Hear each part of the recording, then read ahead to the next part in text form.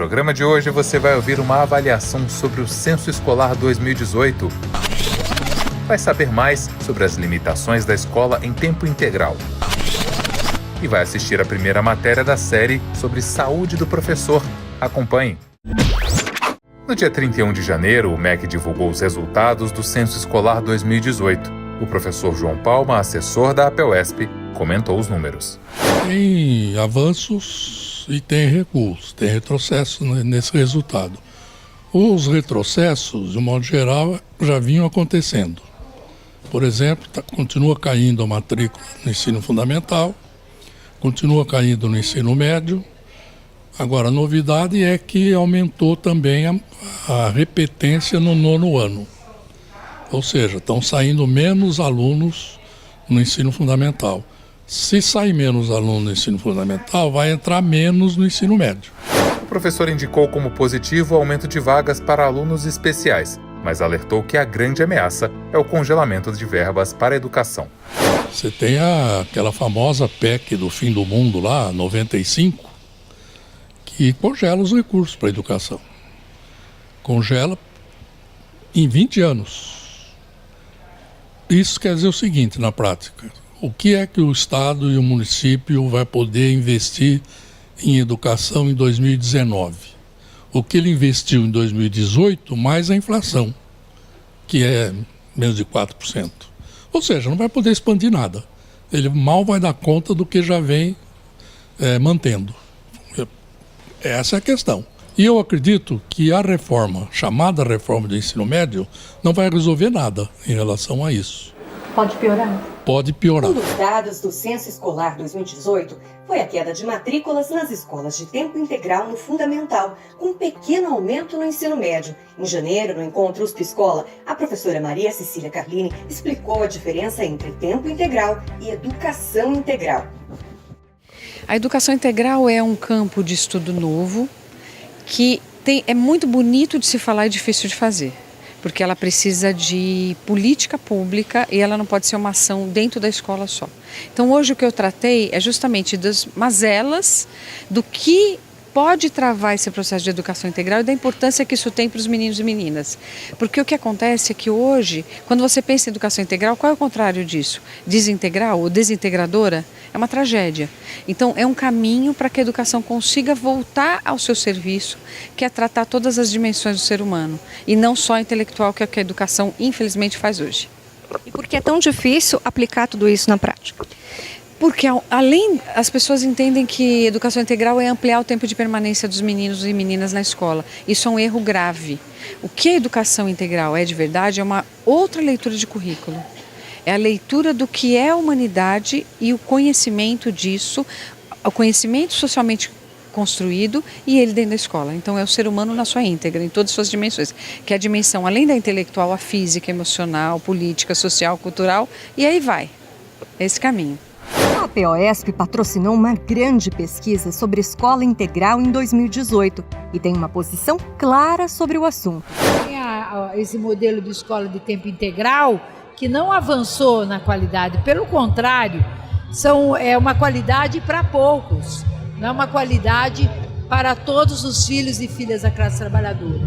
E é uma escola de tempo integral voltada para o ensino médio. Nós queremos que seja a partir de creches, porque ali você vai fortalecendo e na terminalidade, os jovens escolhem o que querem fazer da vida, se vão para a universidade, se não vão, se vão fazer um curso profissionalizante. Experimente perguntar a um professor como anda a sua saúde. Você provavelmente ouvirá queixas a respeito do esgotamento físico e mental causado, em grande parte, pela rotina desgastante. Na tentativa de elucidar o problema e discutir políticas preventivas, a TV APUESP preparou uma série de reportagens sobre o assunto.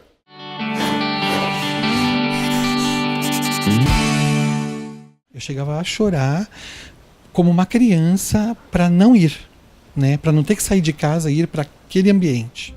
O ambiente a que se refere o professor Rodney era a escola.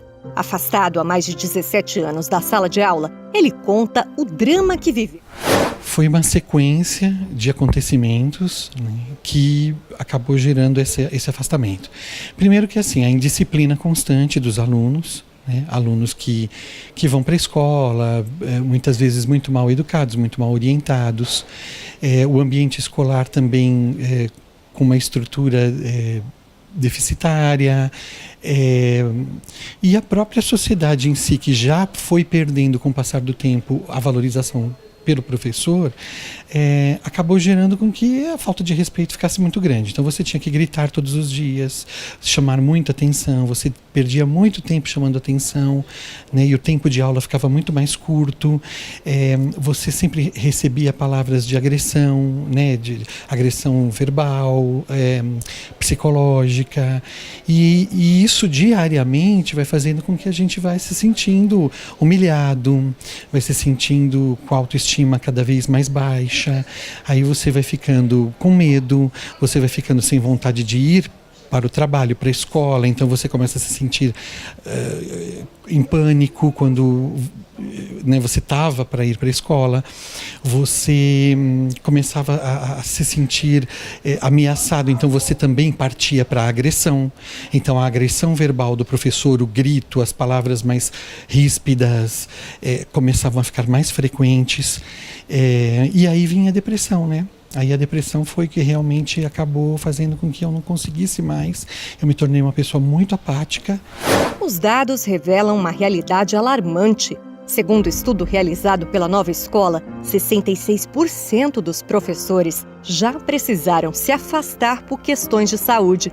Ansiedade, estresse, dores de cabeça e insônia estão entre os principais problemas enfrentados.